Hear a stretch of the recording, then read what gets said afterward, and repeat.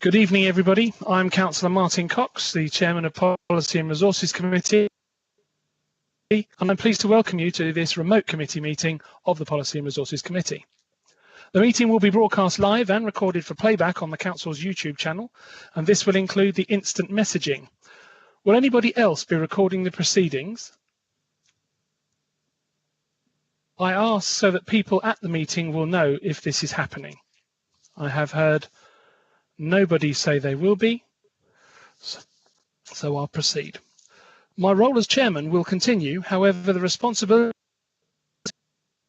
for managing the meeting is to the Democratic Services Officer, Ms. Parfitt. This officer will not steer the debate, they will merely assist in implementing the remote meeting protocols. Members are reminded once again that the instant messaging will be visible to all those viewing the meeting and must only be used by members to indicate their wish to speak. So, could I please ask Ms. Parfitt to take the roll for the committee members present? Thank you, Chairman. Good evening, members. So, Councillor Bryce. Councillor M. Burton. Present. Councillor Chapel-Tay. Present. Councillor Clark. Present. Councillor Cox. Present. Councillor English. Present. Councillor Mrs. Gooch. Present. Councillor Harvey. Present. Councillor Mackay. Present. Councillor Mortimer. Present. Apologies have been received from Councillor Newton. So, Councillor Perry.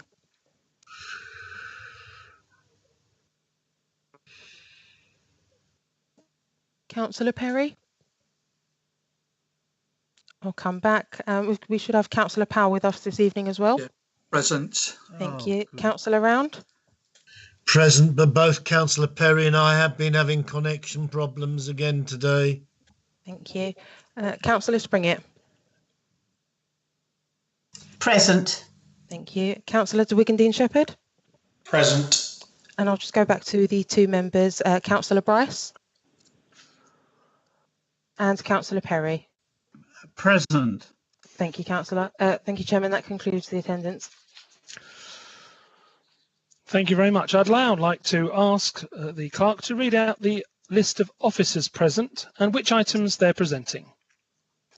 Thank you. So with us this evening, we have the Chief Executive, Alison Broom, for item 14, the Director of Finance and Business Improvement, Mark Green, the Director of Regeneration and Place, William Cornell, for items 16 and 17, the Head of Legal Partnership and Monitoring Officer, Patricia Narabor, the Head of Policy, Communications and Governance, Angela Woodhouse, for item 15, of the Democratic and Electoral Services Manager, Ryan O'Connell, Overview and Scrutiny Officer for Biodiversity and Climate Change, Helen Miller, for item 15, the Housing Delivery Manager, Andrew Connors, for item 17, and the Housing and Inclusion Manager, Hannah Gaston, for item 17. Thank you, Chairman. Thank you very much.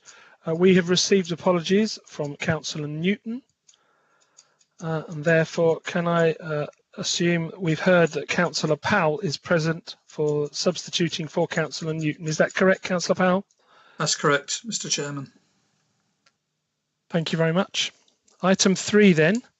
There is one urgent item this evening. A nomination form for an outside body vacancy was received from Councillor Paul Harper, which was published as part of the amended agenda. Can I accept that the committee take that as an urgent item? I will take your silence as agreement. Thank you very much. Visiting members then, please. Good evening, Mr. Chairman. It's Councillor Dalton here, visiting member, and I would like to speak on item 13. What comes to my mind, Mr. Chairman, is I'm a substitute member for this committee. Could I substitute for Councillor Bryce until she turns up? No, I'm here. I was literally... Oh, you are? Okay, sorry for that. That's fine, Louise. Good idea though, Patrick, but Yeah. it would have, yeah, okay. Yeah, then in that case, I'll be merely a visiting member, and I would like to speak on item 30. Okay. Thank you. I can also see Councillor Ashley Kimmants. Yeah, Councillor Kimmants, same item, item 13. Thank you. Are there any other visiting members? If so, please state what item you wish to speak on when you notify that you're here. Yes, Councillor Janetta Sams speaking on item 16. Thank you very much. Yes, Councillor Vizard, and I'm here purely on academic interests. Okay. Academic interests. How good. You're sitting in the shade there in front of your louvered doors, but that's absolutely fine. Jeanette, I'm just making a note of Janetta Sams wishing to speak on 16. Thank you very much. Anybody else? Thank you. Oh, how you miss just scanning round the room to see who's here, but that day will come. Right. Could I ask the clerk to take any disclosures of lobbying, please? They must answer either none or yes, and then also specify which agenda item as you're asked, please. Thank you, Chairman. If just before that, if we could just confirm that there are no disclosures by members and officers.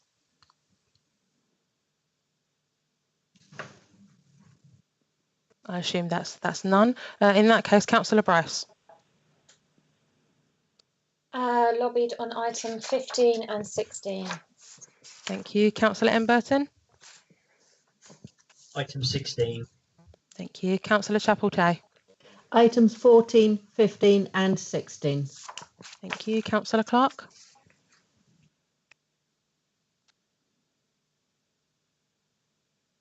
Councillor Clark.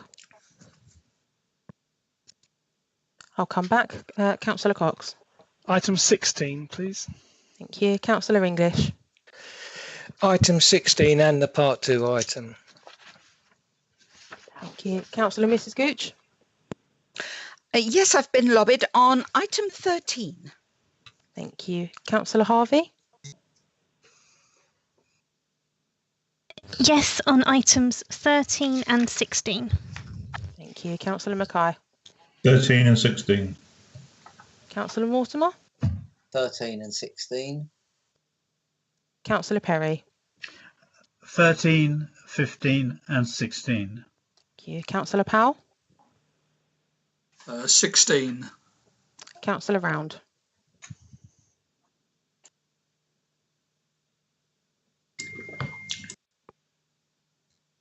Councillor Round.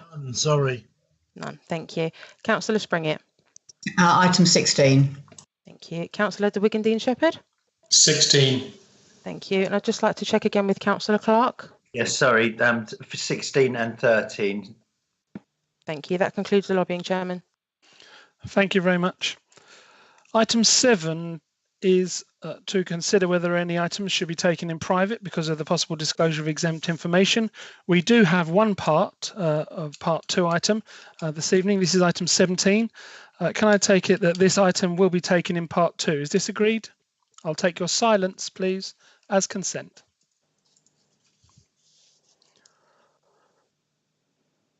Thank you very much.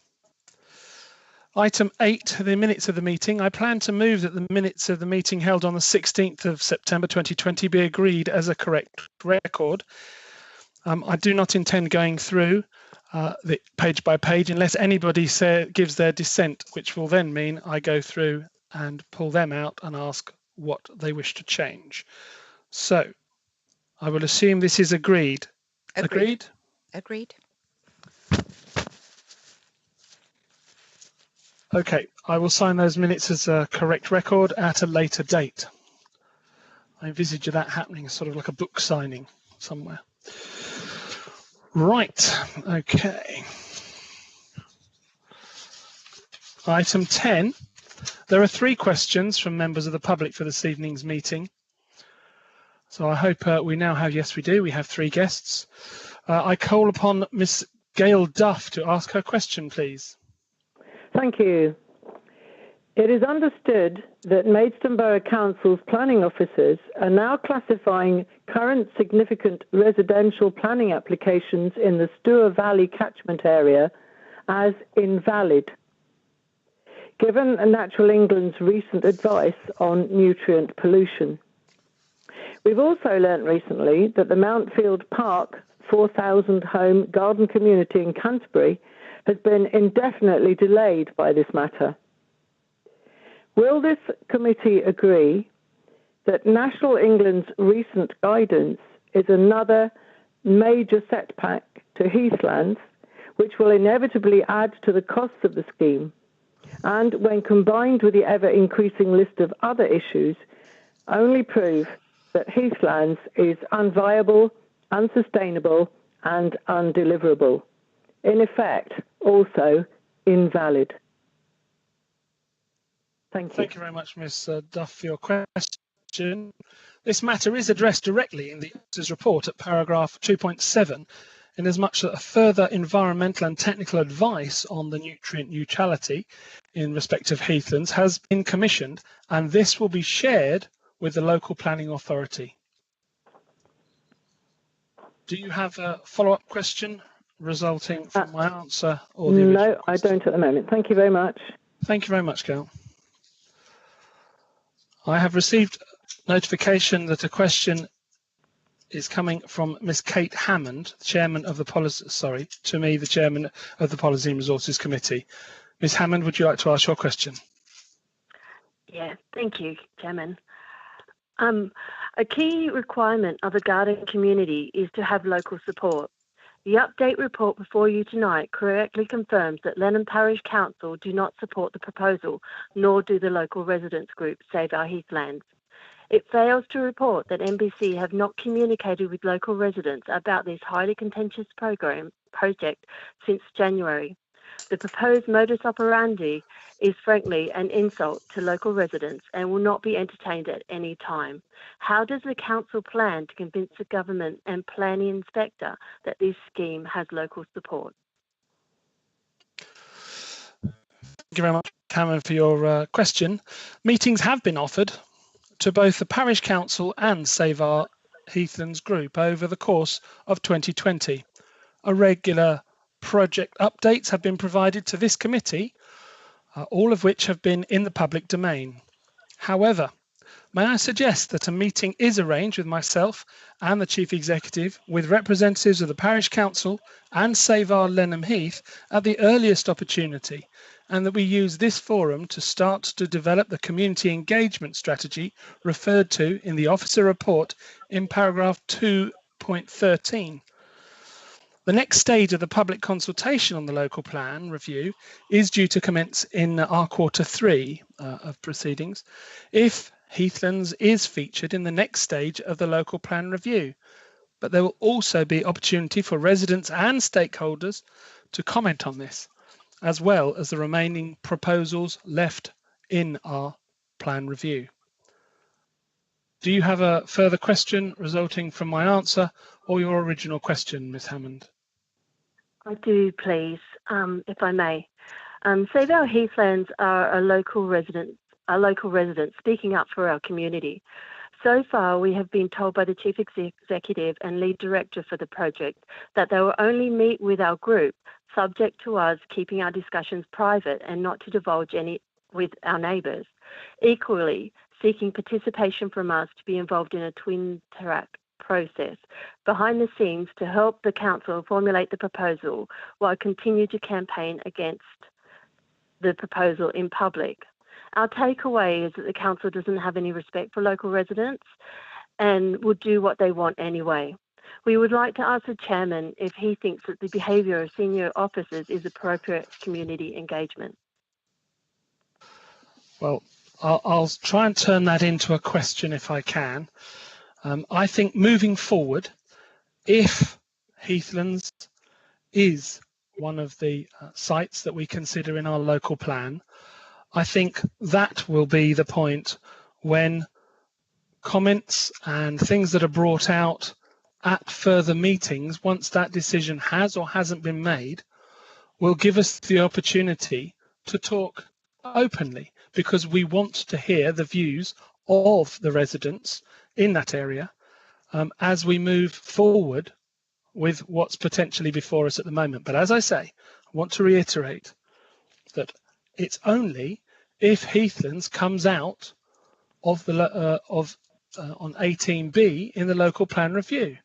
Up till now, there have been issues that have been spoken, I believe, in private and should have remained in private, but we are approaching very, very quickly the stage that a lot more information would be in the public domain anyway. Thank you very much for your follow-up question.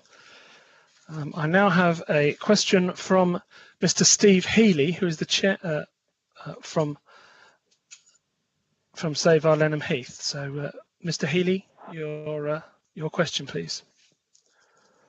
Thank you, Chairman.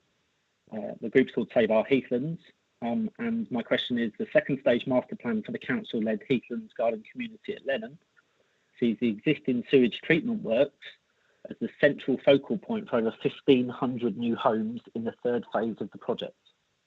Most new developments opt for a new village green or an art installation as its focal point. Is this what the council aspires to in its quest to lead master planning and invest in new places which are well designed?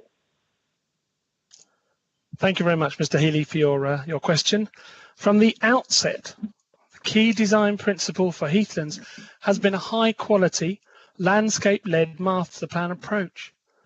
This is reflected in the second stage vision document, which has been considered and approved by this committee in July 2020. Then the overall submission made by the council to the local planning authority. Amongst other things, at this stage, it includes a town park in the centre of the scheme and a country park to the south of the M20 and high-speed corridor, both of which will form part of an integrated network of blue and green infrastructure following the Great Stour, intended to enhance this existing wetlands in that area. The matter of the western parcel, where the wastewater treatment that you speak of is located, is covered in tonight's officer report in paragraphs 2.4 to 2.7. And this area, if the proposal will be explored further with the local planning authority over the coming weeks. So I think I've given you information and we will wait and hear what's in the officer report later on, Mr. Healy. Do you have a follow-up question? I do. Well, you sort of touched on the question, or the answer to the question indeed.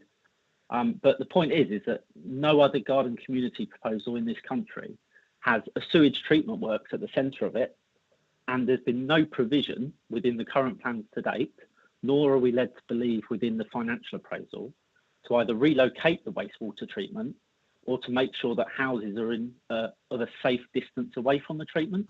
At the moment, your master plan has homes within 70 metres. Sorry, Mr. Healy, what exactly is I asked you if you could give me a question and you're just sort of coming out with another statement. So I'm just saying that the answer doesn't really address my question. And the question that I'm asking is, what are you doing about the wastewater treatment? Can you update us on the conversations that you've had with Thames Water? Is the lead officer going to report on that in his report later in the evening? Can you tell us what's happening to the sewage treatment works at the centre of your master plan? At this point, the only documentation and interaction that we have had has been produced in the second stage, I can't say that, second stage vision document. So if you're saying that not only in the last question, I think in the last policy and resources that you said that the western parcel probably wouldn't come for however many years, I'm sure that this will be addressed at future engagements with the water providers. And therefore, I think that question may well be touched on later, as I've alluded to in my first answer. So thank you very much for your follow-up question, Mr. Healy. We'll wait and see. Good. Thank you.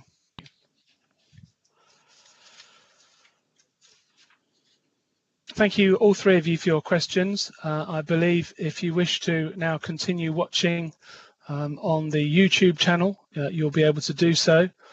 So thank you very much for attending our meeting this evening, and thank you for your questions. Thank you.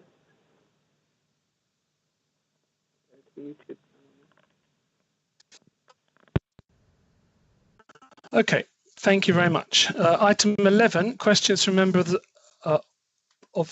from members to the chairman. There are none this evening. Therefore, item 12, the committee work programme. I'd like to just invite officers to give any comments regarding the programme at this stage. Chairman, there's nothing to be added to it. Okay, do any members of the committee have anything to ask or bring up? I see. All right, I'm just going to change the layout on my screen. Sorry about this. I think people may have been asking questions. Right, Councillor English, are you wishing to speak at this point? No, Mr. Chairman, for a reason that will become obvious, I want to speak early on item 13. Yeah, okay, that's fine. Thank you very much. Okay, in which case, back to item 12. I will therefore say I move that the committee work programme be noted. I will take your silence as agreement. Thank you very much. Okay, item 13, I will move straight over to Councillor English, who wished to speak right at the beginning, please. For a number of reasons, I put in an application form because I was worried that we wouldn't have enough people coming forward, as is often the case. As I see, there are ample numbers of people coming forward for the appointments to One Maidstone. There is no need for me to leave my hat in the ring at this stage. I'll just say, bear in mind that this is in the town centre and an appropriate experience might be useful. Okay, thank you very much. Councillor Perry, is it to speak about something that Councillor English has just said? No, it isn't. It's just to make a proposal later on. So I got in quick. So a rather premature green phone there now. Sorry, it's a rather premature. Apologies, Chairman, but I would like to speak after the visiting members. Thank you. Okay.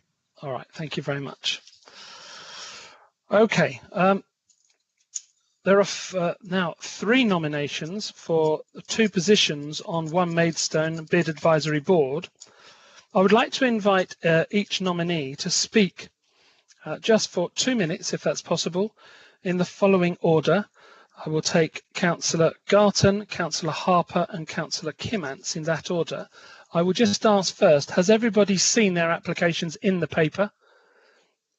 No, I have not. Sorry, it's Councillor Fairgooch here. I have not seen Paul Harper's application. I have just checked my emails. So, Ms. Parfitt, could you please tell me what time that was received? I believe it was last week, wasn't it? It was received. It was received last Wednesday and published as part of an amended agenda on Thursday morning. And an auto-generated email should have been sent out to all members. Does anybody else on the committee? No, I haven't seen it either. And nor have I, Councillor Springett. Nor have I, Mr. Chairman. Yeah. Nor have I. I'm afraid I didn't get an amended agenda either. No. Did I?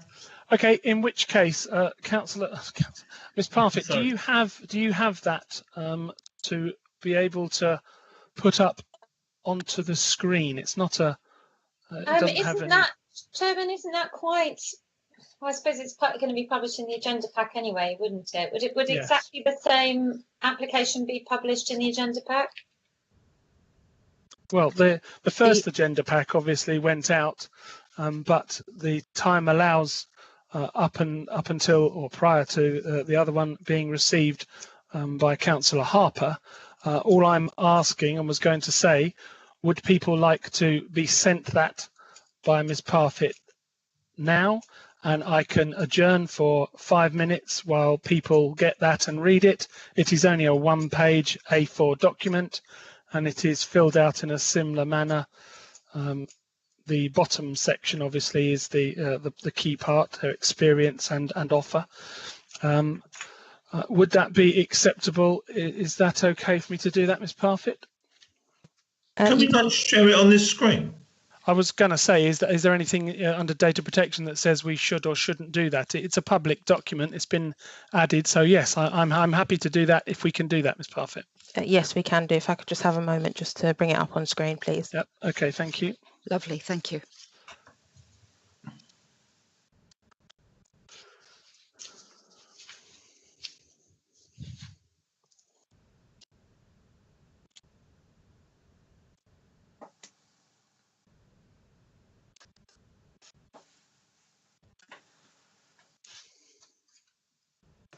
whilst we are waiting, I thought I would mention, I've just been looking at the mod.gov app on which I normally view my agendas and minutes, and it is there as an amendment issued on that. So if those of you who are waiting have access to the app as we stand, you can go and look it up from there. Thank you very much, Councillor Chapeltoe. That's very helpful. So we'll see if Ms Parfitt can do that, and if Belton Braces, anybody would like to go to mod.gov and see if they can get just the amended papers, which would have that in. Okay, so if we show the first 3 sections and just allow a minute for people to look over those.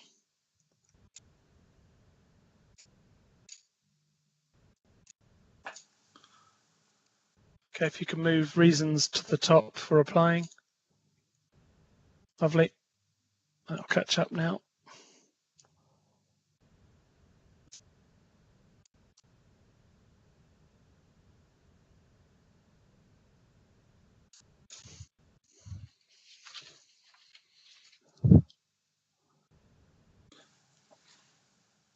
I can confirm that the amended agenda was sent out on the 15th of October at 12 midday. But if obviously if there are people who aren't able or weren't to see that, would they please check perhaps with IT that everything was okay with their emails, and make sure they can receive from this point on. Chairman, thank you. Councillor Gooch here. I'm sorry to intervene, but I must apologise. I have double checked, and I did receive that amended agenda. I'm afraid it just got buried, and I'm sure that applies to a lot of my colleagues as well. We'll send a shovel over straight away. Councillor Bryce, I believe you've indicated again.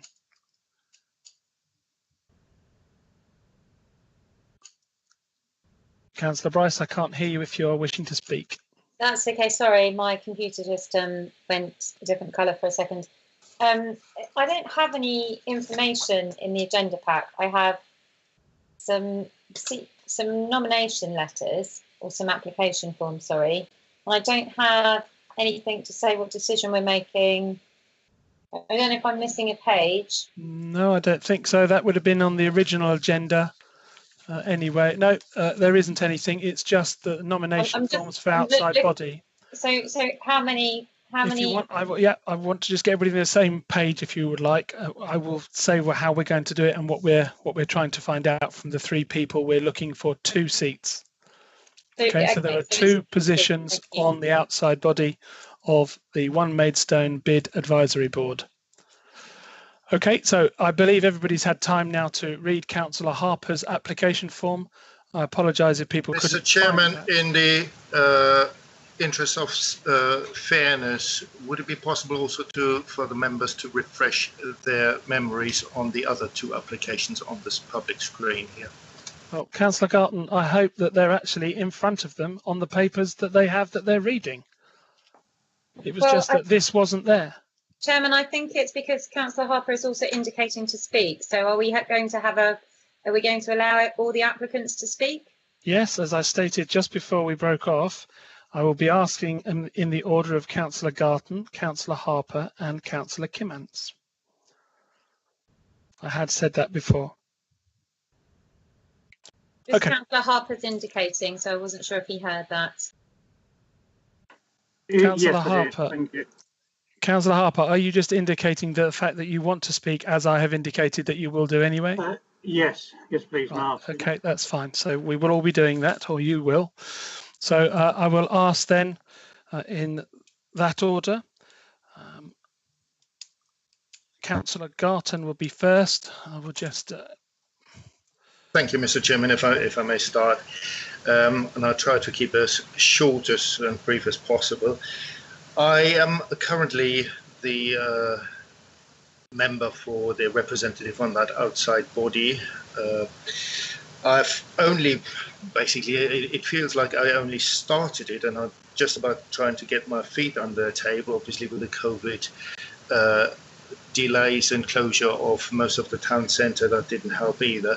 But I've only been a member of that strategic board for about a year, and I think it is important that members who join this board should be given a chance to represent Maidstone Borough after for a slight longer time to actually, as I said, get the feet under the table.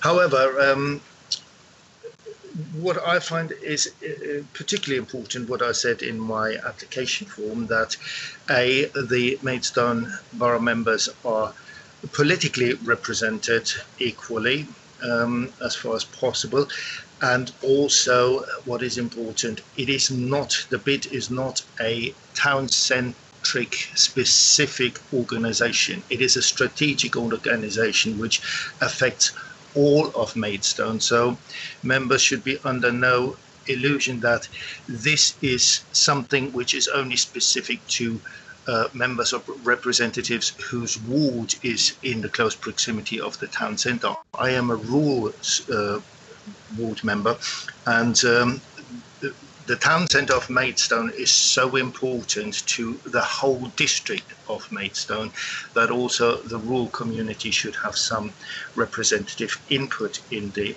bid advisory board. Otherwise, as you can see from my very abbreviated CV on the application form, I have been a councillor since 2016. 1 year now I've been the bid representative. I'm a member of the licensing committee, which is also very involved in the central Maidstone nighttime economy particularly.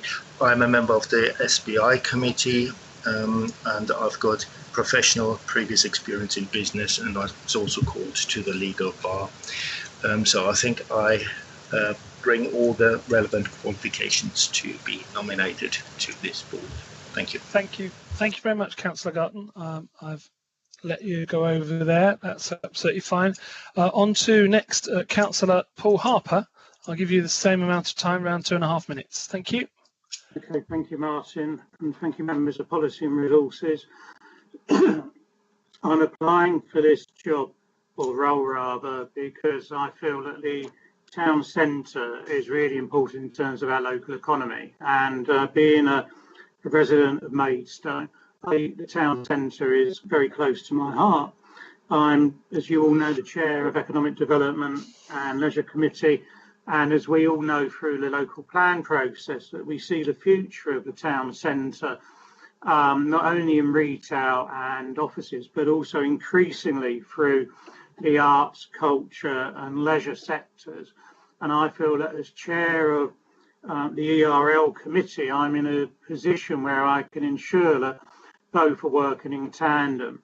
I've been pushing through my links with the museum and the theatre for them to be seen as integral parts of the town centre.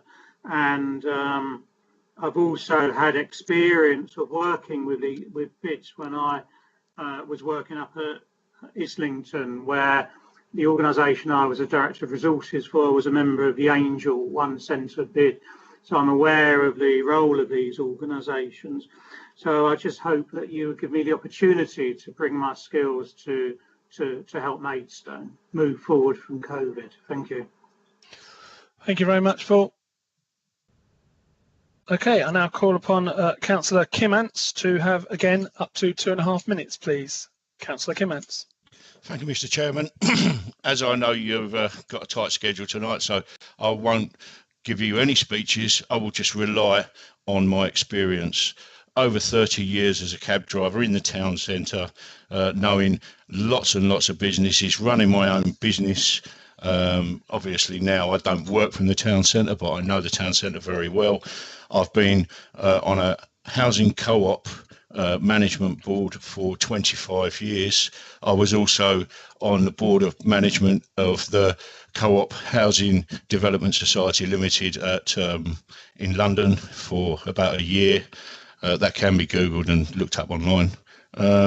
And you notice by the amount of times that I attend as a visiting member, I have a thirst for knowledge and I want to better Maidstone.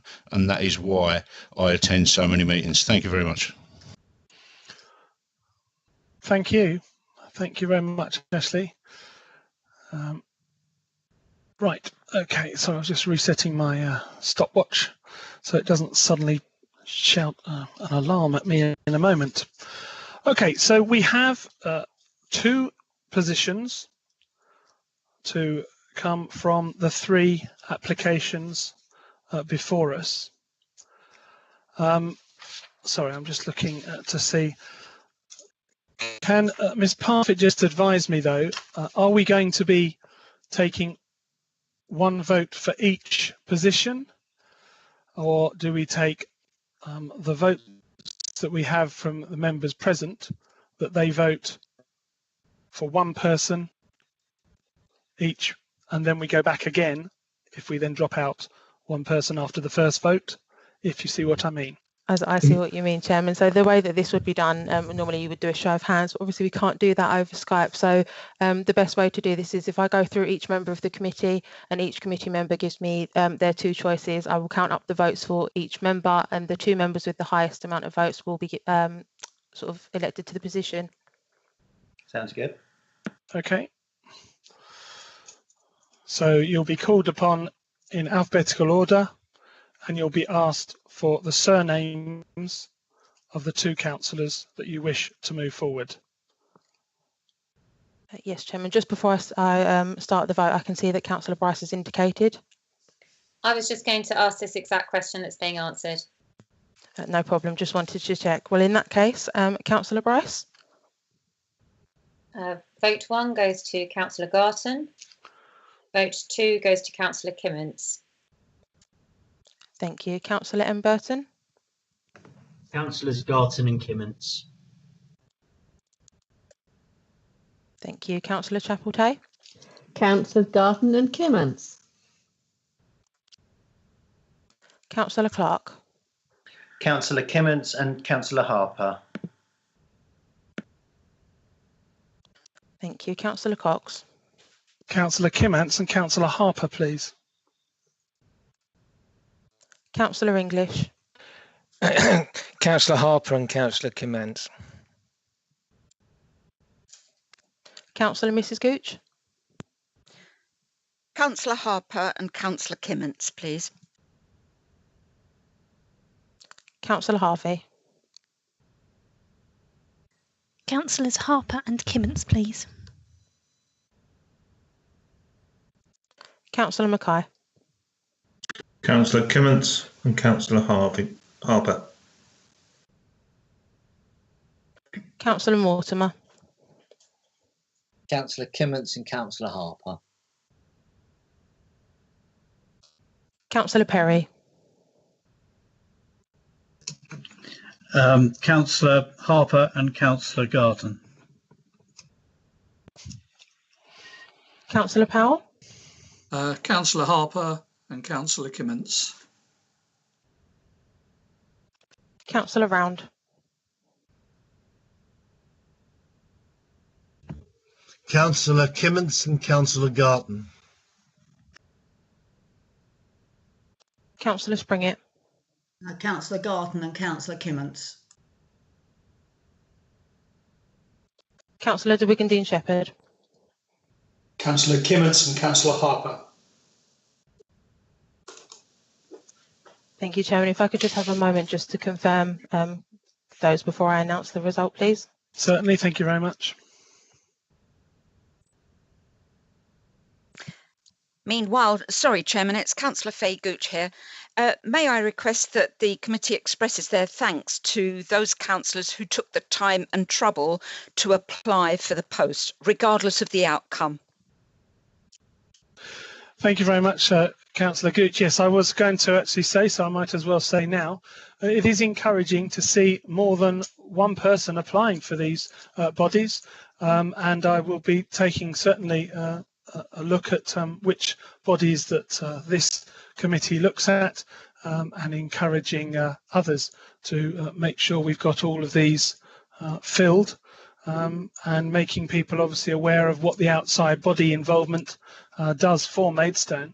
I think all 3 candidates said that that this body in particular is important to Maidstone, and it's rightly so is. So let's see if Ms. Parfitt is ready to give us the results, please. I am. Thank you, Chairman. So Councillor Kimmins has 14 votes, Councillor Harper has 10, and Councillor Garton has 6. So the 2 positions will be filled by Councillors Kimmins and Harper. Thank you very much. Congratulations to Councillor Harper and Councillor Kimmants, and thank you very much, Councillor Garton, for applying, and thank you very much for your previous year's service on the board. Thank you. Hey, don't I get a thank you for my previous year's service? Turning the page, Councillor English. You've just done it for yourself, Councillor English, but not just for 1 year, as you pointed out, for many. And also, I was going to say that seeing the bid actually come to fruition, come to place, and go through another election where people said that the bid was going to be a good idea. So yes, thank you very much for your well-commended service on that board. Sorry, right. Well done, Clive. Okay, right. Item 14 then, strategic plan review update on priority milestones. This report will now be introduced by Alison Broom, our Chief Executive. Thank you, Leader. Sorry, just a little bit slow to unmute myself there. Good evening, members.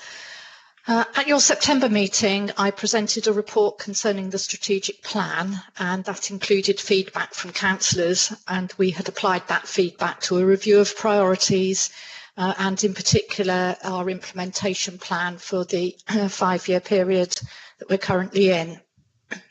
While this is part of our usual rhythm of regular review of delivery against the strategic plan, this year we're conducting the review in the context of significant financial pressures, both for the current year and for the medium-term future. The feedback from councillors was noted and 10 decisions were made, several of which were related to services where net cost reduction would be explored and others where service delivery arrangements would be reviewed.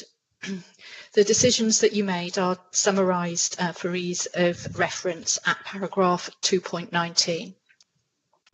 Since then, officers have continued to engage informally with the chairs of committees as we progress the actions between committee meetings. So the report on your agenda this evening firstly summarises the latest financial position for this year, which in broad terms demonstrates that the significant challenges that we had previously reported are continued, and we also forecast the medium to longer term impact of this, which we'll pick up through the medium term financial strategy. The report also updates you on progress on a number of the prioritisation actions. I'm sure you'll appreciate that only a short period of time has elapsed since you made those decisions. And so, given the financial context, officers' focus has been particularly on actions that will help us address setting a balanced budget for 2021-22. We've also arranged 2 all-member briefings in advance of decision making, which we are having to conduct at pace. So firstly, there was a briefing that covered, amongst other things, the position of the Hazlitt Theatre. I believe that happened yesterday evening. And we envisage taking a report to the Earl Committee at its next meeting in November. And the second briefing is planned on community safety and protection, and that will happen in advance of the Chi Committee on the 3rd of November. And then we will report further to the same committee in December. I'm happy to take any further feedback or questions you may have. Thank you. Thank you very much, Mrs. Broom. At the moment, I don't see anybody indicating. I wish to point out that this is for noting, but over to Councillor Gooch, please. Thank you, Chairman. I would like to thank the Chief Executive for this comprehensive report and how much we appreciate the hard work that is continuing. It would be so easy to be complacent about this, but you can easily see here that no stone is being left unturned.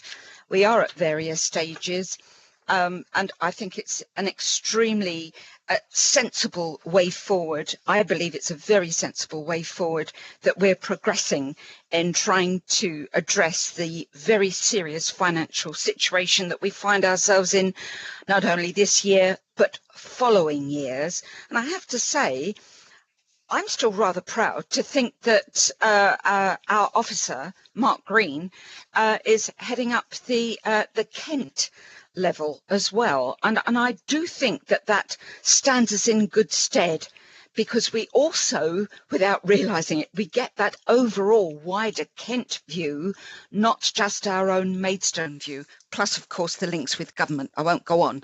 But I just wanted to express thanks to our Chief Exec and to all the officers for all the work they've been doing.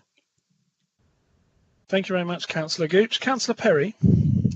Thank you, Chairman, and thank you, Chief Executive. When I read this report, I thought it was a very clearly drafted report, very, dare I say, easy to read. I thought it was very, very well worded, and I think that's very important, because clearly we are in difficult times, and that's a bit of a cliche, I know, but we are. I think the points I note in this, and the things that I think is very much worth highlighting, we must keep at the back of our minds, is that we are stretching our reserves.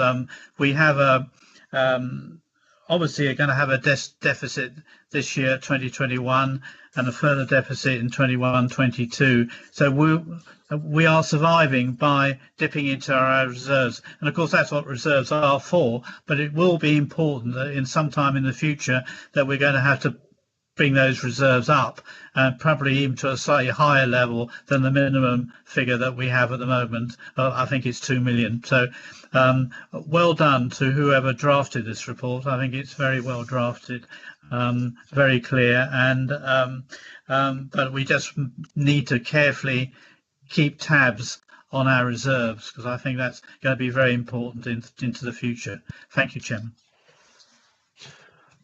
Thank you very much. From the chair, I would just like to say, if there's anything that we can always do when we're talking to any ministers who can go back to government and say, you asked us to produce a medium-term financial strategy, it would be most helpful if they could, and they could indicate to us before we have to set our budget a little bit longer than maybe 6 or 7 weeks. I too echo what Councillor Gooch and Perry have said. It certainly does set out exactly where we are, quite plainly, but I think it is a very important part of this agenda for not just this committee to take note of, but also every councillor on this borough, because when you go to your committees and you look at each one of their budgets and the proposals that will come forward, please be minded and noted of what you've seen this evening. I don't see anybody else indicating to speak, so I move that the item just discussed, item 14, be noted. I will take your silence as approval. Seconded. Thank you very much. So I moved from the chair, Councillor English seconded, and that was approved. No dissenters. Thank you very much. Moving on to item 15 then, Biodiversity and Climate Change Action Plan. This report will be introduced by Angela Woodhouse. Thank you, Chairman, and good evening, councillors.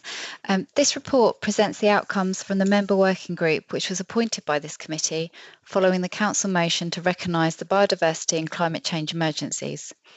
The working group was asked to consider a target date of 2030 for the borough to be carbon neutral and create an action plan to address climate change and protect biodiversity.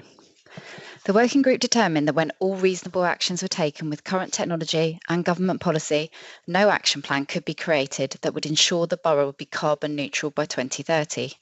It recommends the target be a net zero borough by 2050, with an ambition of carbon neutral by 2030 if technology and national policy changes allow.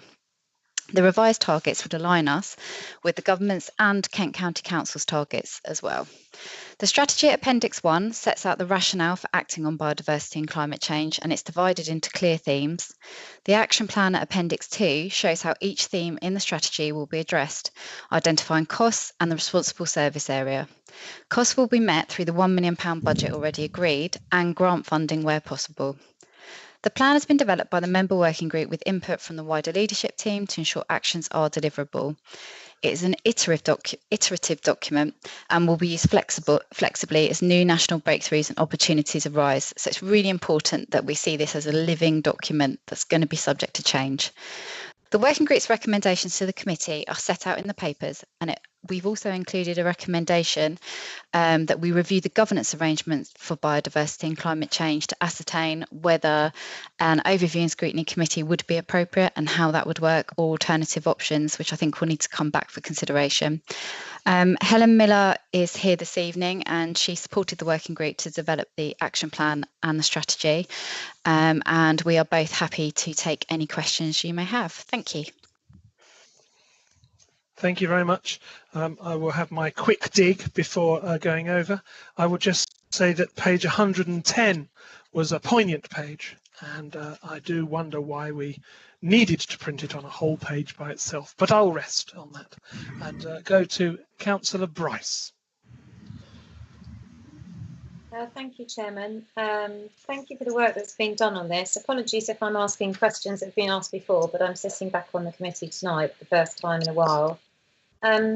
So we've got a budget and an action plan that's costed, but who administers that budget and how is that monitored? I would imagine that's through this committee rather than through a working group. And also, I'd like to ask some questions around the breakdown of some of the figures. So we've got some very large costs in here and some very small costs for something, you know, for example, addressing fly tipping has only got 40,000. Is that because there's other money allocated elsewhere? So can we just have a little bit more information on that budget on page 32, please? Yeah, if that's all right, Chairman, I could take the governance question, and then I'd like to pass the budget one to Helen, if that's okay.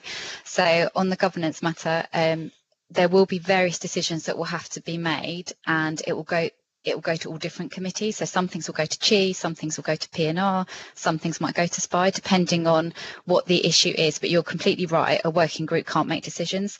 So whenever a formal decision is required as a result of an action, it will come back to the relevant committee.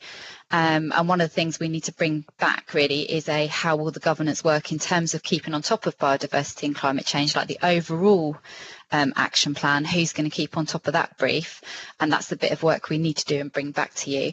But you're totally correct that each action as it comes forward will need to go to the relevant committee for sign off. A working group can't do that. And then if I can pass to Helen for the budget questions, if that's all right.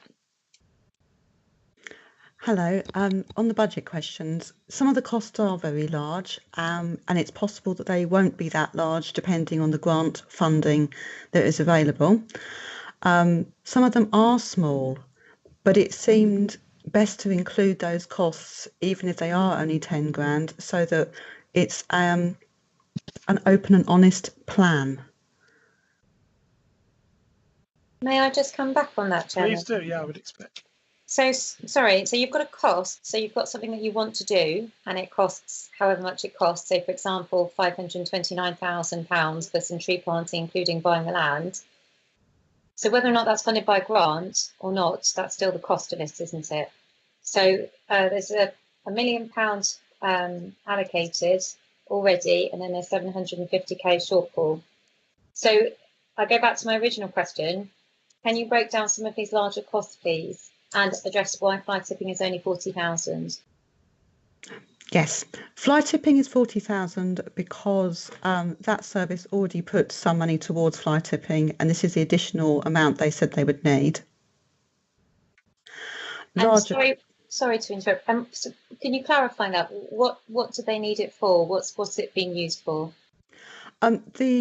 It's to increase the amount of communications we have around encouraging people to report fly tipping, and to increase our ability to get out to it quickly. and deal with the waste appropriately. Some of the waste that can be found can be difficult to deal with. So, and what evidence is there for that being the right plan of attack? Because certainly in my ward, I'm the conduit, and I can tell you it's reported very quickly. People are very aware of how to report it. I don't think we're atypical. And in terms of getting out to it, actually MBC have got a good reputation for clearing it. The key issue is we need to stop and prosecute the people that are doing it in the first place. Indeed, we do need to stop and prosecute, and the prosecutions are part of this cost. I'm sorry, I'm probably not giving you the detail you need. This is the cost that I was advised by the head of service that would be needed to improve this part. Excuse me, can I just come in at this part? Miss Bright, Councillor Bryce, I think this possibly would be a good thing to put on the agenda at a CHI committee, possibly from yourself, to bring out exactly how the additional money may be spent. But also I see on page 34, a report to Democracy and General Purposes Committee will be brought forward to consider the best governance arrangements for the Biodiversity and Climate Change Committee to ensure that members are fully engaged in the Council's commitment to delivering against the targets and strategy. So I suppose either there or at the appropriate committee prior to these decisions being brought forward, would that possibly be better? Because then you can drill down a bit finer. Well, I think this is the issue, isn't it? This kind of consolidates work streams across a number of committees, and you're presenting it here, so I'm asking the questions here. But if you want to signpost me to various different other committees, then I'm happy to do so. But you've put something very, top line in the table, and given the presentation we just had in terms of the budget constraints, I don't think residents would be averse to me asking at this juncture what the £529,000 is actually for, and where will that money be determined, and who will decide on that money. I don't think people dispute that this needs to be an area of investment, but it's just, as you say, about having the scrutiny of where these decisions are made. Should I come in on the 529,000? Yes, please. So that figure came from the view of the increasing the tree cover to the amount in the Kent plan of having one extra tree per head of population. So I looked at the number of trees that can be planted per hectare and the number of hectares we would need, and the amount the land would cost per hectare and the amount the trees would cost when planting at scale.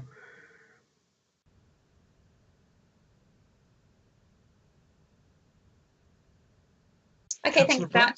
Chairman, there are other people indicating, so I'm happy for you to move on. Thank you very much. Councillor English, followed by Councillor Mortimer and Springett, please, in that order.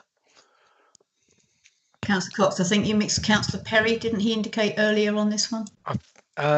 No, that was prior to previous item. The previous item. Okay, thank you. Thank you, Mr. Chairman. Well, obviously, with an overarching report like this, which crosses, as it has to, so many different work streams, it's inevitable that it's going to be a sort of headline shot. Clearly, I'm disappointed, like everyone else, that we couldn't move forward on the zero net carbon more quickly. Obviously, what I would say is that this area is moving very quickly around the world, and it may be, as I think you alluded to, Mr. Chairman, that we may in fact be able to speed that up. And clearly, what I think this whole report suggests is a number of avenues of approach that we could adopt. But if we can get additional funding to look at other areas, for example, within, say, CHI committee, where we could expand fly tipping or other forms of enforcement, and some net funding comes in, whether it's from government sources, contractors working more efficiently, or from enforcement, then obviously that means we can do more. So what I would say is I think this document represents, in some ways, the minimum we are able to do, and we actually could be looking at a larger programme if we are proactive. And we have to be proactive about getting support from other organisations and exploring every opportunity we have going forward. So this is not the maximum programme we can achieve, but very much the starting point. But I think it is a good starting point, and is far more ambitious than many other local authorities that have been working in this area. Good job all round so far. Thank you very much, Councillor English. Councillor Mortimer. Thank you very much. I was, as chair of CHI, and that's been mentioned quite a bit at the moment. I was going to propose as per the papers, Chairman, and Councillor Bryce is quite right. There will be, although this is extremely detailed, the report we have in front of us, there's going to be a lot more coming forward as well with it. So, and I'd just like to take this opportunity to thank all the councillors involved and the officers, because it's an extremely good piece of work. As long as we can keep it at the top priority by whatever committee it has to go through, and I'd like to propose as per the papers. Thank you. That was seconded by Councillor Clark. However, I will continue and ask Councillor Clark if he wishes to speak as the seconder, or wish he reserves to hold his right. My right. Yeah, Chairman. Thank you very much. Moving on, Councillor Mortimer did just put a list of people to thank. I would also like to make sure that the Carbon Trust for their input was thanked as well. It was very good. Councillor, next is Councillor Springett, please. Thank you. I think my only comment, there's lots of good things about encouraging people to go, put insulation in their homes and all this. Generally, it's a very good report. I just feel it's a little bit anti-car again. And bearing in mind an awful lot of our borough is rural, when you look at page 48, we will use the local plan to ensure it supports walking, cycling and public transport. Couldn't we say residents to use electric vehicles as well? We seem to be shutting the car out, but it's in London that might work. In our borough, with some very rural places, it won't. And I think if you shut the car out, you endanger the policy from being as effective as it could. I know it's got to work with partners to ensure electrical vehicle charging points are provided. Work with house builders. Every house, whatever size, should have an electric vehicle charging point. So can we just try and keep cars in here? I know they're the big bag beast, but you're not going to get rid of them in the immediate future. It's better to embrace the electric car than try and get rid of the car altogether. It's no good nodding your head, Councillor English. You may live in the town, but a lot of people don't. And the buses are just never going to be good enough. Well, I was going to say that out of the 6 lines, 3 of them mentioned vehicles. But anyway, moving on to Councillor Perry, please, next. Thank you, Chairman. Yes, I read this report, and it was... it's a very good report. It's a bit like the curate's egg. It's very good in parts, but there's one particular part, and in fact, Councillor Springett has rather stolen my thunder on this. It does, the first paragraph, couple of paragraphs in the transport, does really read a bit anti-car, and that doesn't get my support at all. Cars are important, and in fact, it was a council decision to go for electric vehicles, if I recall, so that is part of it. So I think that any decision we make on this, and I noticed that on page 48, the first sentence where it says to ensure it supports walking, cycling and public transport, well, I like that to be slightly changed and modified to say, and I'm not against walking, cycling where it's practical to do so, but as Councillor Springett quite rightly pointed out, if you live in the rural area, it is not a practical proposition for the normal way of life. Yes, you can cycle to the station. I've done that lots of times myself, but generally speaking, we need motor vehicles, and I believe that we should encourage electric vehicles. That is what the future is, and I think that's what the government is aiming to do as well. So I would like the first sentence to be modified a bit to say, rather ensure its support, which I think gives the wrong impression, particularly for people who live in rural areas, to say to encourage walking and cycling, public transport, and this is the point, the use of electric vehicles where practical to do so. That's what I like to be added to that particular sentence, because I think that is a better reflection on what we need to, how we should go forward. Thank you, Chairman.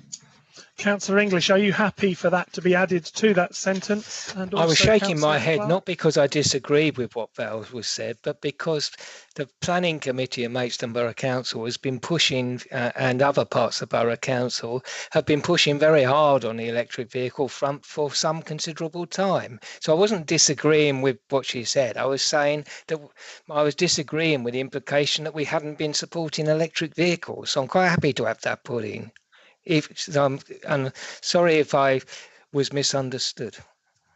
No, it's the paper, Clive. Sorry, Councillor English. Not the report seems to be a bit anti-car. But I take your point about the planning committee. I agree. You've encouraged electric vehicles and also power, electric points in new developments as well. I mean, I realise that. Councillor Perry, thank you. I think we're all on the same page. Thanks. We are. Are you happy, Councillor English, to add that part to the sentence? Yes, I think we do need to encourage electric vehicles at every opportunity. I also would draw both councillors who've just asked that to happen to the last paragraph on page 48, where it says Maidstone Borough Council is committed to be an electric vehicle friendly borough and has already provided charging points, blah, blah, blah. But if we're happy to move that, Councillor Clark, are you happy to add that as well? As a point of order, Chairman, it was Councillor Mortimer that proposed. Oh, was it? Yes, it was. Sorry. Sorry. No, I'm happy with that, Chairman. I've got that written beside, yes, the wrong line. Thank you very much for pointing that out. Ms. Parfitt, do you have that additional line able to be added when we do this? Chairman, if I may, I was just that's absolutely fine. But if possible, could I just ask that Councillor Perry just sort of repeat the phrasing that he used, please? Yes, thank you. You can change it or redraft it if you like. I use the phrasing, use the local plan to encourage walking, cycling, public transport and the use of electric vehicles wherever practical, but whether the opportunity arises. I think Councillor English is better wording, actually. So that's, if you've got that, I'll be happy with that. I have, thank you. Thank you, Chairman. Thank you, Chairman. Right, thank you very much. Councillor Mackay next, please. Thank you, Mr. Chairman. A lot of work was put into this report. I'd like to thank Angela, Ryan and Helen for that work. But if we pass this as this is written at the moment, the headlines will be Maidstone Borough Council's backtracks on carbon neutrality. Now, I understand, so if you go to page 28 and you look at target dates, in 2.1, it said the motion was passed to consider a target date of 2030 for the whole of the borough to be carbon neutral. What is proposed is, on page 29, 2.2, a net zero budget borough by 2050.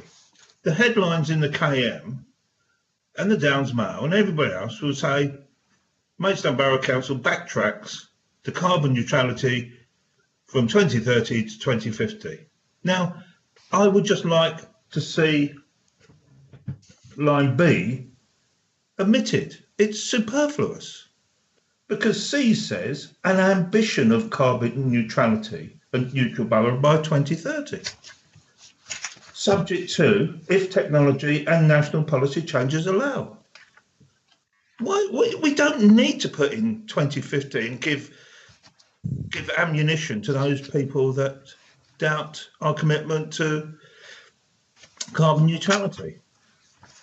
A lot can happen between now and 2030. Technology can come in which will help us maybe get there. I hope we do get there. I would accept if we make big strides or make strides.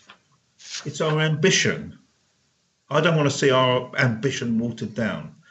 I would just like to see removal of reference to 2050 being our actual target.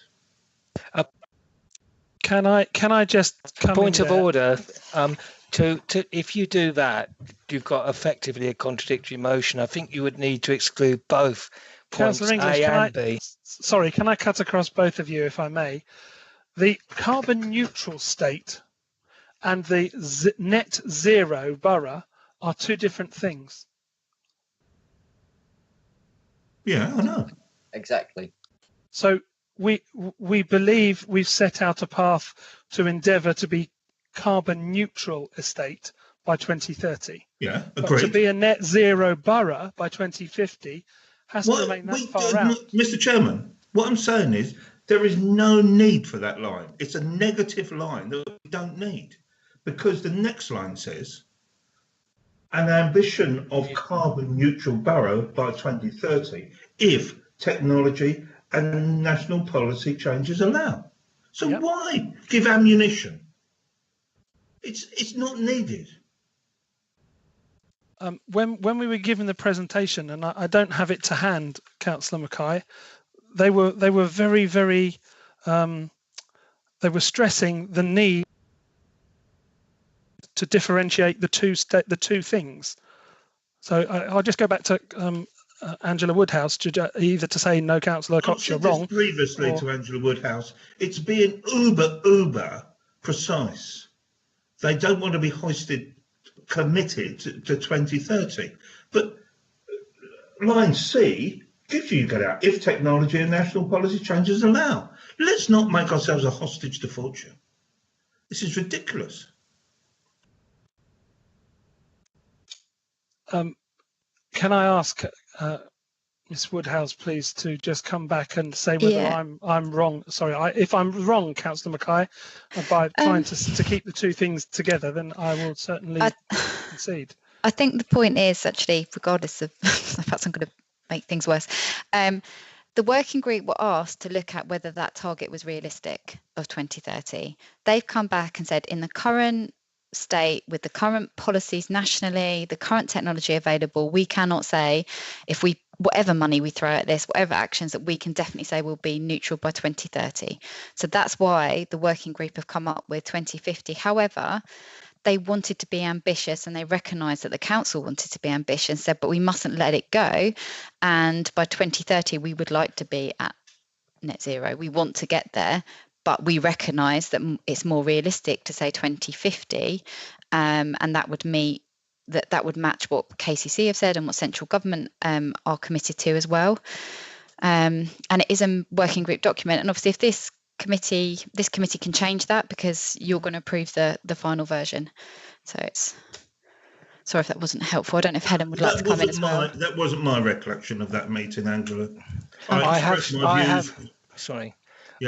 views at that working group, and I think my recollection was the majority of people agreed. But it was written by officers because you didn't want to be hostage to fortune. Yeah. So I step back. So as a proposal has come from Councillor Mackay, I just heard Councillor English say he'd second that. Can I speak to it as a second? Please, yeah. I think I understand why the working group has said what they did, and I agree from a purely logical point of view, it's correct. However, I don't see what harm. Perhaps someone can tell me what actual harm it would do to omit line B. And to actually just go for an ambitious target of trying to get to 2030 if it's possible. I'm not sure what the harm is there. I do understand the point Malcolm is making about public perceptions, that we've eased off on the issue.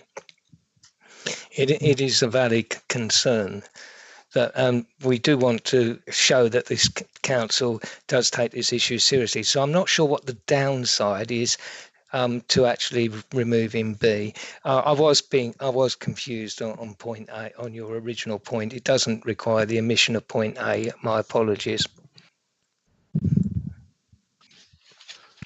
Okay. In which case we have had what's on papers proposed by Councillor Mortimer, seconded by Councillor Clark, and then an amendment to that. by Councillor Mackay and seconded by Councillor English. Is that amendment accepted by the proposers? Because it is only a slight amendment. Yes. By a removal. Yes. Yes. Okay, that's fine. So we will, when we get to go to the vote for this, we will be looking at it in its first iteration by removing B. So C becomes B then, yes? Yes. Okay. Right. I still have, is there anything else you wanted to add there, Malcolm? Or No, just thank you very much, Chairman, and the proposers of the motion to move. Thank you very much. Councillor Bryce. Thank you, Chairman. Is there anything in here that pays scrutiny to the amount of waste that the council itself produces? So, for example, I'm aware that colleagues had a very, very, very large agenda pack a few weeks ago on a certain committee. We still send out the Borough Insight magazine by paper. This document itself, I think, is shared on paper, which is sent to all our homes. So I don't know if that's too much. I was trying to see if it was in a kind of an overarching theme on the action plan, but I couldn't see it. I suppose it's kind of there.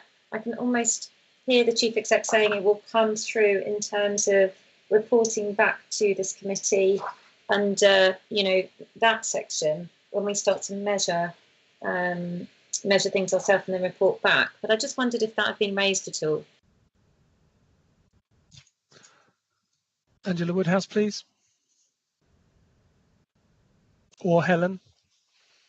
Yeah, if I can refer it to Helen. Yes, this was considered as part of the Carbon Trust's report on our own estate, and it will be measured as part of our carbon footprint on a yearly basis, and it comes under the our estate part of the action plan. So yes, we will need to reduce our waste. And sorry, just so I can mark it for future reference, Helen, which part of which number is it under? Because I just want to make sure I note that because it wasn't completely clear. Bear with me, I am scrolling through the report as we go. So sorry that this is not very slick. Is it 7.2? 78. It's in theme 7. And we have the Carbon Trust report there, and on under 7.2 we will be measuring our carbon footprint, and I learned how to do that today. It's 7.1 and 7.2. Thank you so much. Thank you. 8.5 wide. Right. Okay, I then have Councillor Clark, followed by Councillor Perry at the moment. Thank you, Chairman. I think it's a very positive report, and in actual fact, removing that line, I don't think it really. The context is the important part, and I think the going through the report, even though you end up with that line about carbon neutrality, if you digested the report, it's very clear what that actually means, and I think even removing that headline figure, we're left with the context, which I think is actually more valuable in any case. But I think I really welcome the report. I think it's an excellent piece of work. I think it's great that it goes across committees. The one point I'd like to raise, which actually follows on a little bit from that last point, but it goes through the whole of the discussion tonight. We've got around about 20 people on this call, maybe more when you add the general public, but we've got 14 councillors, we've got some visiting members. At 6:30 at night, we would all be heading into Maidstone in our cars, or we'd be doing public transport, or we'd be doing cycles or whatever. But my guess is the majority of us would be coming from work, and we would just be coming from some disparate part of the borough into the town. That would firstly add to congestion in the town, because you're talking about 20 people right at the point where there's huge congestion. If each of those 20 people travel, let's say they travel 3 to 4 miles, we're talking about 80 miles there and 80 miles back. So we're talking 160 miles for this journey, for this meeting.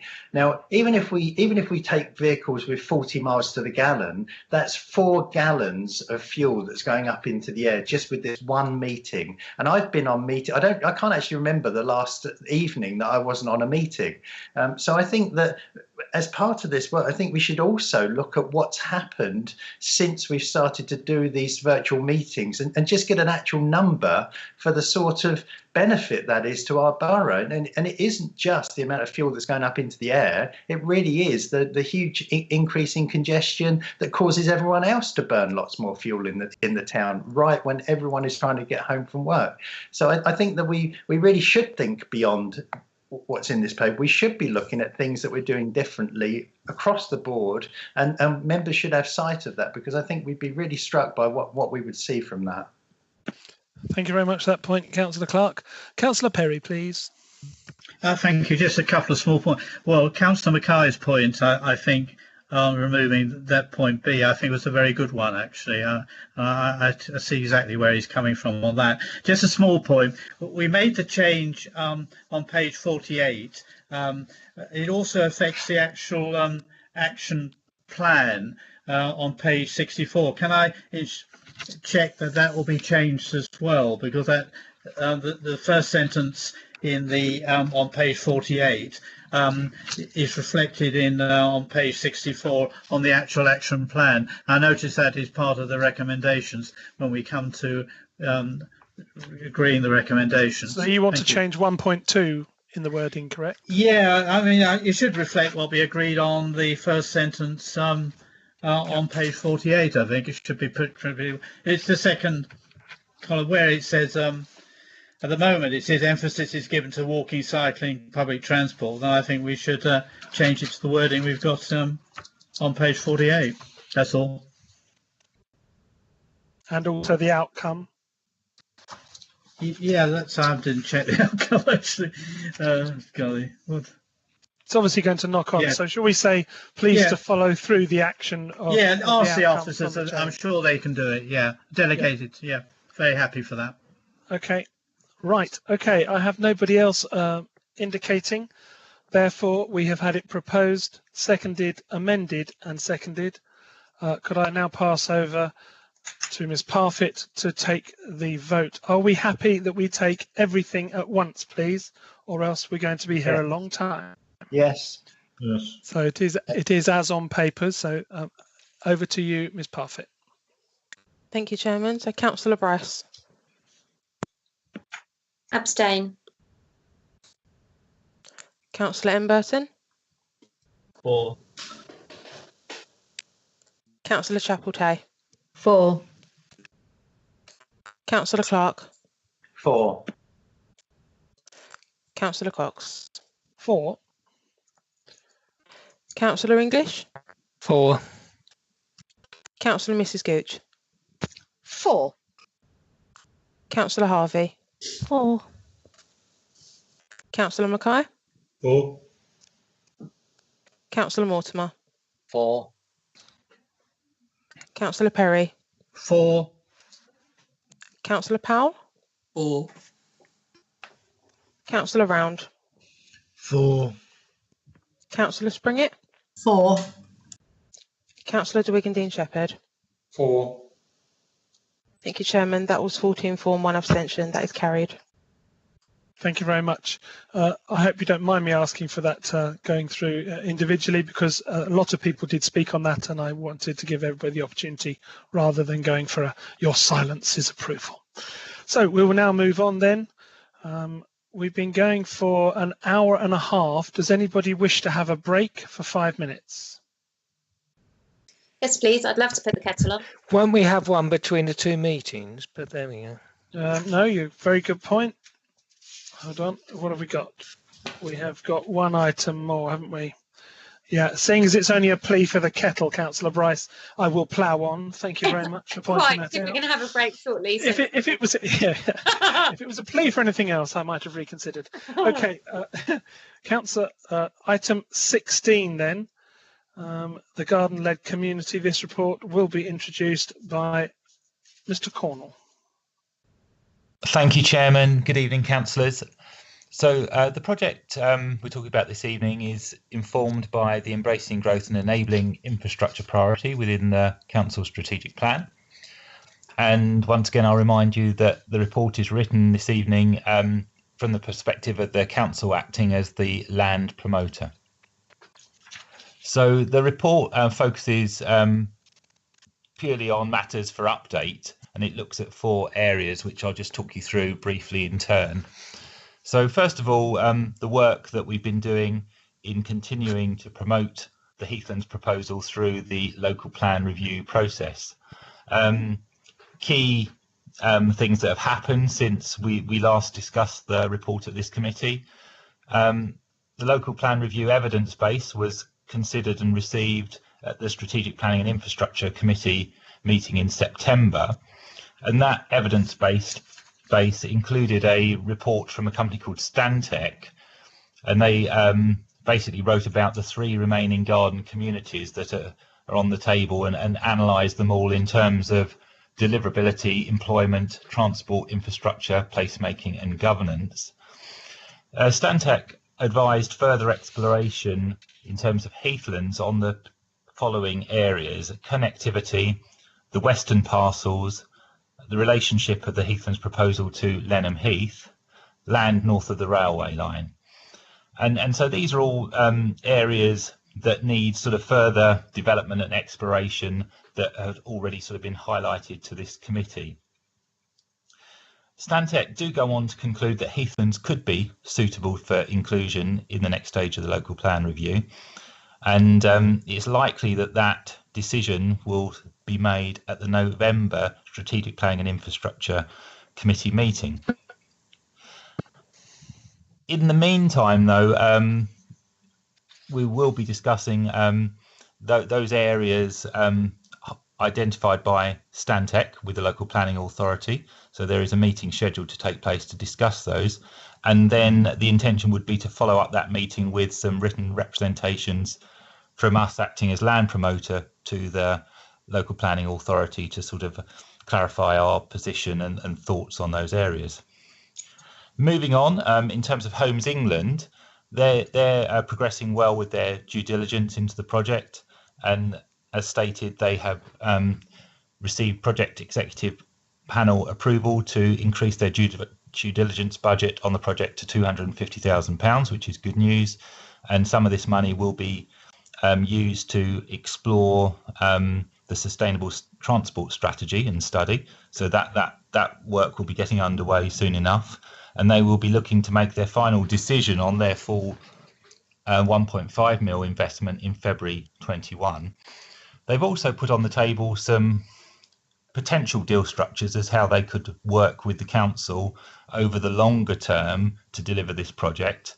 And so they will be being considered by the corporate leadership team over the coming weeks, and then be brought forward to this committee for a decision or initial feedback. In terms of the principal landowners, ultimately the negotiations will intensify with them if and when there's a positive decision made by the Strategic Planning and Infrastructure Committee in terms of whether Heathlands goes forward in the next stage of the local plan review. But they're all those landowners are briefed and are content with the process we're going through and the current situation. But I think having Homes England at our side will help enormously when it comes to concluding matters with the principal landowners.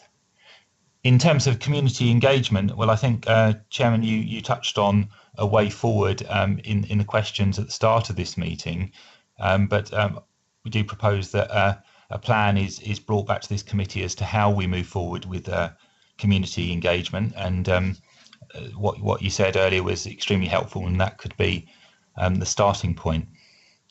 So in terms of a summary, from last time we were here back in July talking about this project, I'd go on to say very good progress has been made, a very real possibility that Heathlands could be included in the next stage of the local plan review process.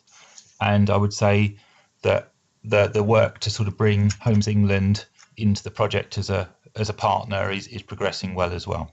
So thank you, and I'll be pleased to take any questions.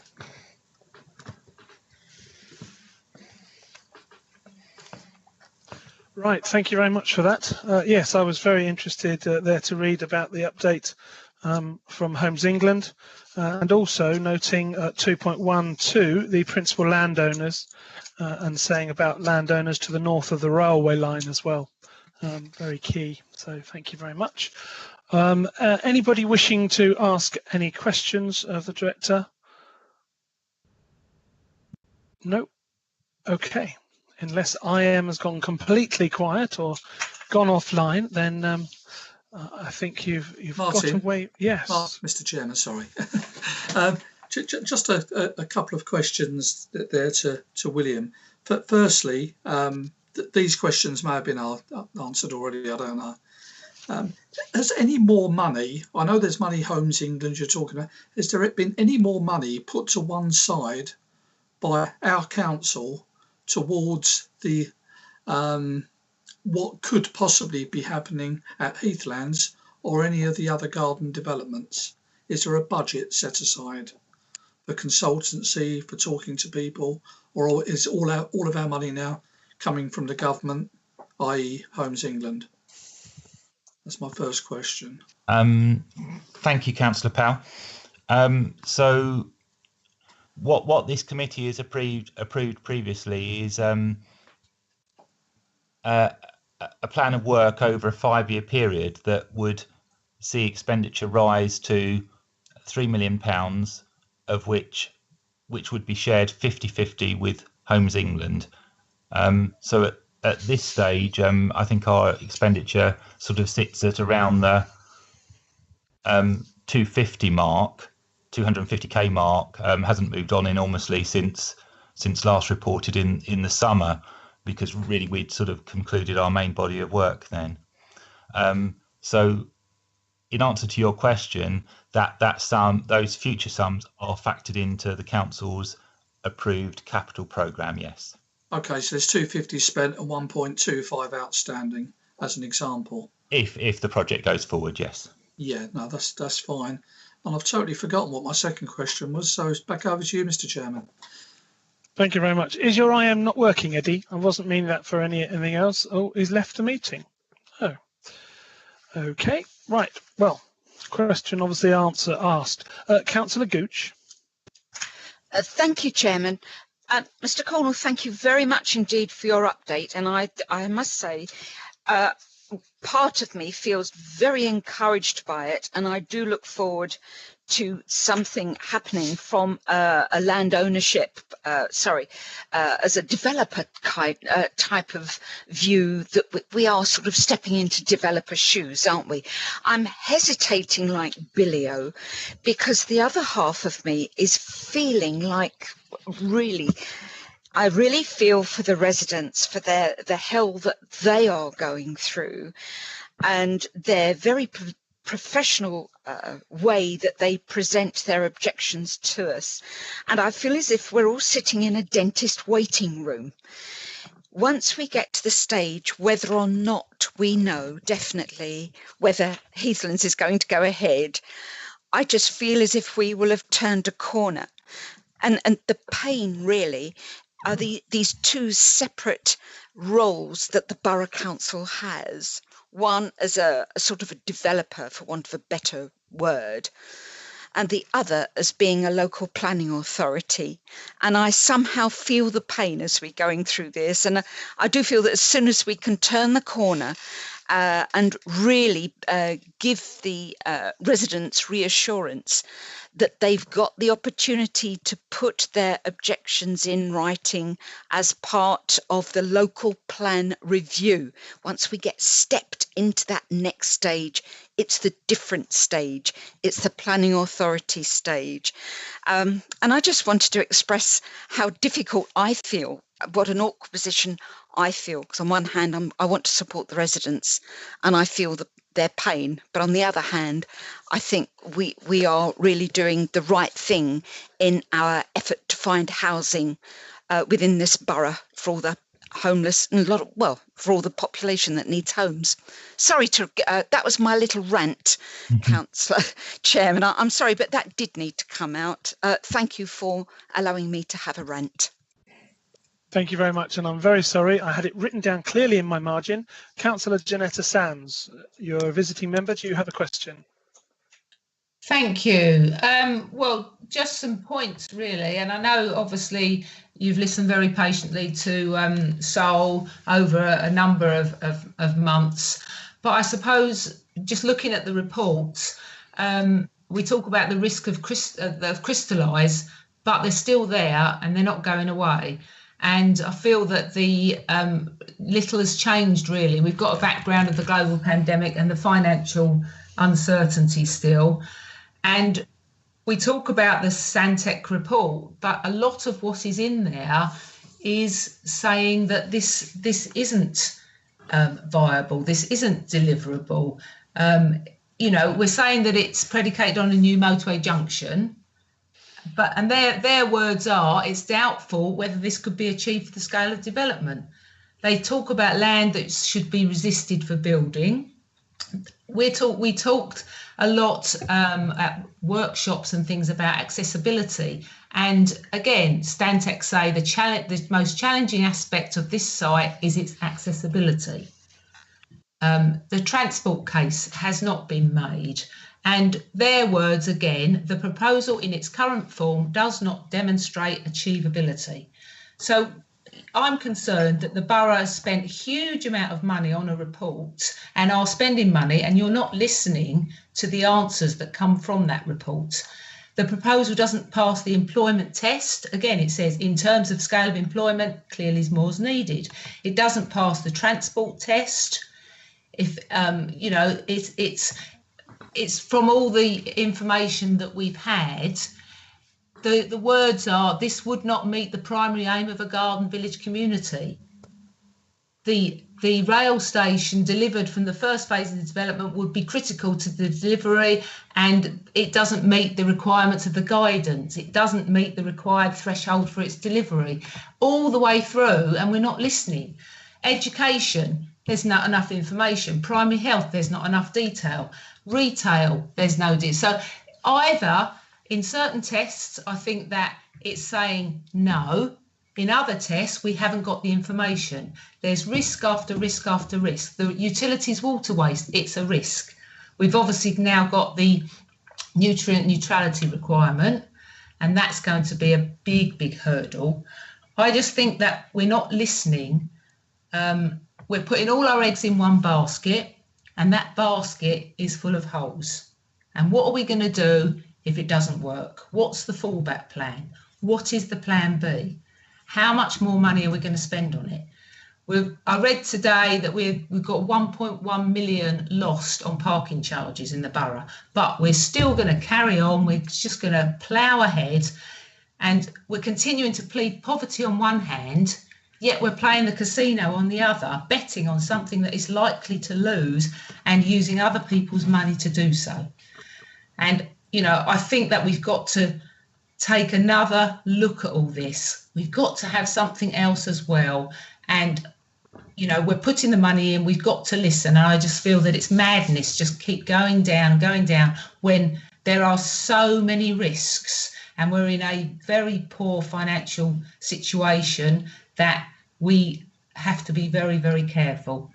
And to talk about faltering in its resolve, it's sort of, it's a bit of a desperate language. And I think finally, just to say that I know again, councillors don't want to hear it, but the Heathlands is a potential sinking of the whole of the local plan.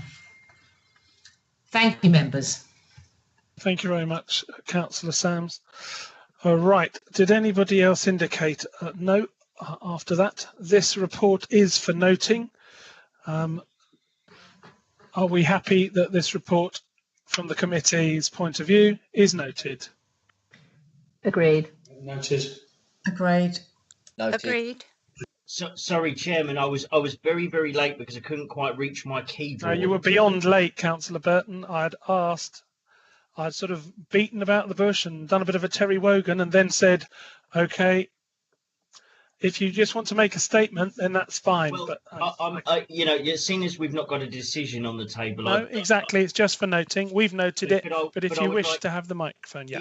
If I may, and I will be brief. I think Councillor Mrs. Sams has made some very good points about we are spending a lot of money to have advice given to us as the landowner, the would-be master developer, and there are red flags being waved.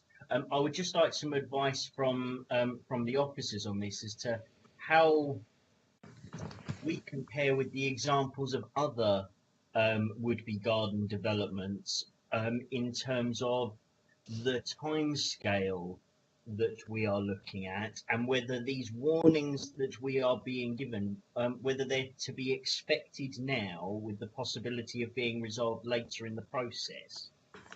Does that question make sense? Does that follow? Yeah. Thank you, Councillor Burton. Just to remind everyone, in terms of the Stantec report, this is a report that's commissioned by and on behalf of the local planning authority. Okay, so it's them getting an independent view on the garden community proposals that are on the table. So it's not money that so the council would be spending that money anyway, as the local planning authority to look at the other garden communities that are on the table. So it's not further expenditure that this committee is sort of committing to.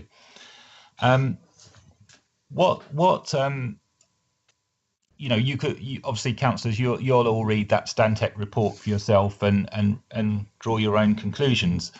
But the Heathlands proposal is the largest of the garden community proposals that's on the table, and my reading of the Stantec report is that it presents some of the better opportunities because of that. But then sometimes because it's a bigger proposal, there are obviously risks and uncertainties that you would have to sort of work through and develop on the journey, so to speak. What I would go on to say is the Stantec report obviously critiques the other garden community proposals too, and sort of identifies areas of, for want of a better term, weakness in those as well, that the promoters should, seek to defend themselves on their own proposals. So I think the Stantec report is sort of very even-handed, as you'd expect, and consistent. And the three proposals on the table, all might be suitable, none might be suitable, but it clearly says that all of them will need further work. And I guess the tightrope that you've been walking at in this committee as the land promoter is obviously you can rush ahead and develop our proposal to an incredibly detailed level early doors, and obviously you commit more money faster, and it could be then that the local planning authority rejects it at the first hurdle.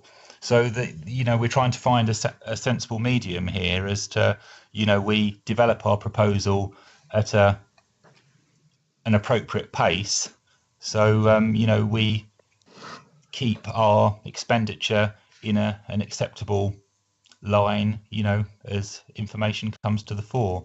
Does that make sense, Councillor Burton? It makes sense what you're saying, Mr. Cornell, but it's probably in the phrasing of my question.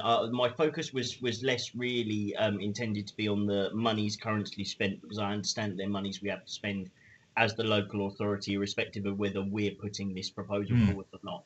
It's more about whether, if I could try to rephrase it, the reservations that are in the Stantec report are quite often using phrases like the plan in its current format does not meet the criteria, or is that there is not currently enough information available.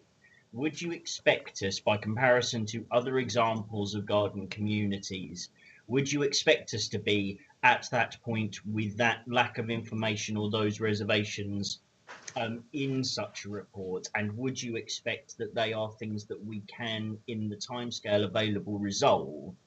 Or are we, so to use a terrible phrase, or are we kind of flogging a dead horse at this point? It's about the timescales ahead of us to rectify the reservations in this. Yeah, okay, understood, Councillor Burton. No, I think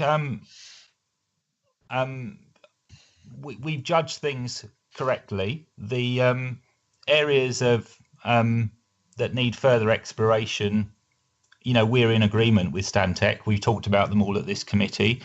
We're going to be meeting with Stantec and the planning authority to work through them, and our team, including Homes England, will be producing representations to sort of address those areas of shortfall. So by the time the SPI committee, you know, gets to decide on this, they'll have, you know, our sort of counter arguments, if you like, to Stantec, for want of a better term. So we've got plenty of time to do that, and I think we're in good shape for where we are. You know, we've been working on this project for 18 months. We've achieved a great deal in that period of time, and you know, we're a month away, aren't we, from a key decision.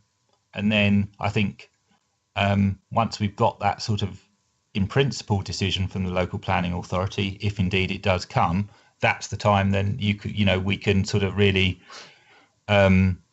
work, you know, at a faster pace, in a much more sort of collaborative way with the planning authority and all the other stakeholders, to sort of address all these issues sort of head on and find the solutions for them. Because, you know, to all these things, there are solutions that can be found, but ultimately it's a big project, and you know, it takes time to sort of work through them all. Early stages. Thank you very much, Councillor Burton. Okay, thank you. Right, okay. I need to just say this, it needs to be official. I move that the public be excluded for the item set out in part 2 of the agenda because of the likely disclosure of exempt information for the reasons specified, having applied the public interest test.